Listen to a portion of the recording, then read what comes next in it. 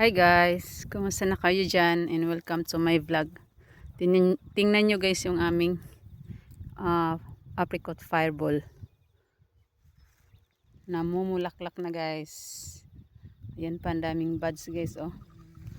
Walang dahon siya guys. Yan. Ang ano niya guys, namumulaklak muna siya bago mangdahon. Dahil patapos na dito yung winter time. Next month guys is springtime na guys. Tingnan nyo guys, namumulaklak na siya. Yan. Pero wala pa siyang dahon guys. Oh, ang dahon susunod na lang tumubo. Ayan guys ang dahon oh. Ayun ito. Yan. Pero yung bulaklak guys, ayan na. Papalabas na talaga. Magbubloom na siya guys. Ang galing. Ang dami pati guys oh. Dami niyang buds. Super duper madami. Tsaka hindi pa lahat ng sanga guys oh. Ang namumulaklak. Marami pa. Ayan. Every sanga guys meron. Nakakatuwa. Nakaka-amaze guys. Ayan. Ito yung aming apricot fireball guys na tanim. Ang ganda. Grabe. Ang dami niyang ano guys oh. Turning a flower. Yun. Ang dami. Every sanga guys meron talaga. No, papalabas na yung iba. Ganyan.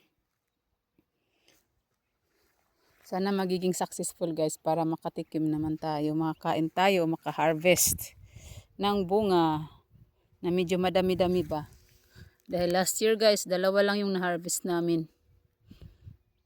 Dahil kinain ng parot yung iba. Yun. Dami guys, oh, kahit sa baba. Yan. Mabilis lang siya namunga guys dahil grafted siya. Pag grafted talaga, 2 to 5 months, 2 to 3 years, 2 to 5 years pala. Kamali na tayo. Yun. Mamumunga na siya. Ayan na siya guys. Ang bilis. Pangalawang beses niya itong pamumunga this year. Tapos ma-harvest namin siya by first week of Enero. Ganun. Ganun guys. O last week ng December. Mga ganun. Ganun ma-harvest. Pero parang first week of Enero guys, ma-harvest yung bunga niya talaga. Yun, ang dami talaga guys. Nakakatuwa. Grabe, yun lang guys. Thank you for watching. And please subscribe my channel. Bye-bye.